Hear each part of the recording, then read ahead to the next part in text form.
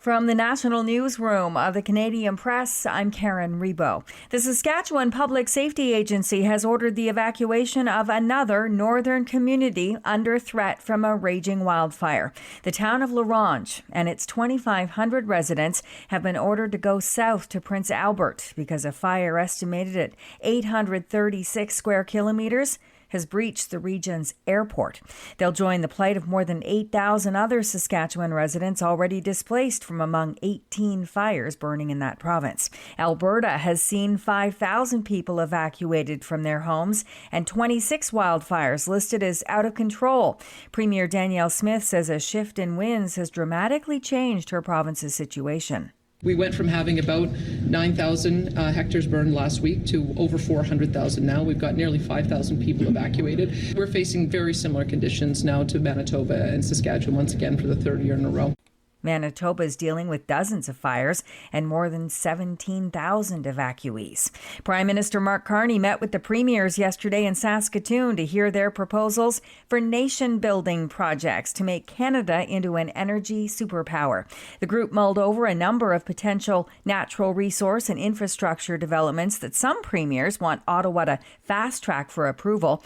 Ontario Premier Doug Ford said communication was fantastic, and he called the meeting of First Ministers with Prime Minister Mark Carney the best First Ministers meeting in the 7 years he's been Premier. And now the Prime Minister is going to go to work, get the legislation passed, and we'll divvy it up. I described him today as Santa Claus. He's coming, and his sled was full of all sorts of stuff. Now he's taking off back to the North Pole. He's going to sort it out, and then he's going to call us.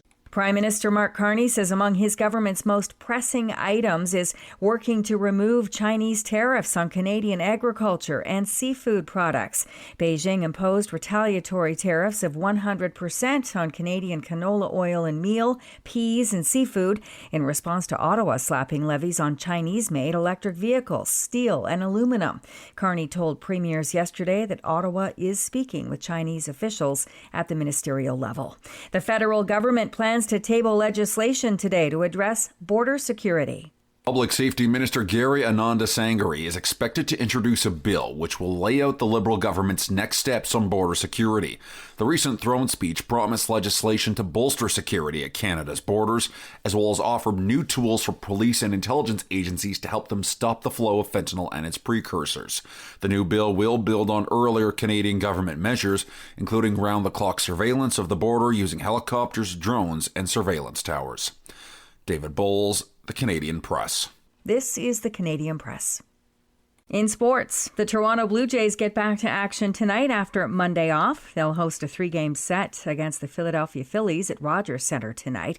Edmonton captain Connor McDavid should be good to go Wednesday night when the Oilers host the Florida Panthers in Game 1 of the Stanley Cup Final. McDavid provided some intrigue over the weekend by leaving practice after 5 minutes and a chat with trainers. But coach Chris Knobloch brushed that off yesterday, saying the 3-time league MVP is fine.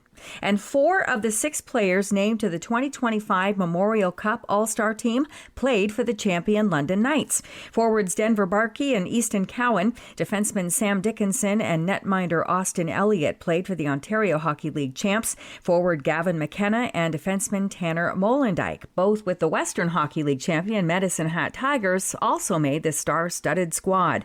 London defeated Medicine Hat 4-1 in Sunday's championship final in Rimouski, Quebec. From the Canadian Press, I'm Karen Rebo. Thanks for listening. Don't forget to follow and subscribe. For more of today's top stories, visit thecanadianpressnews.ca.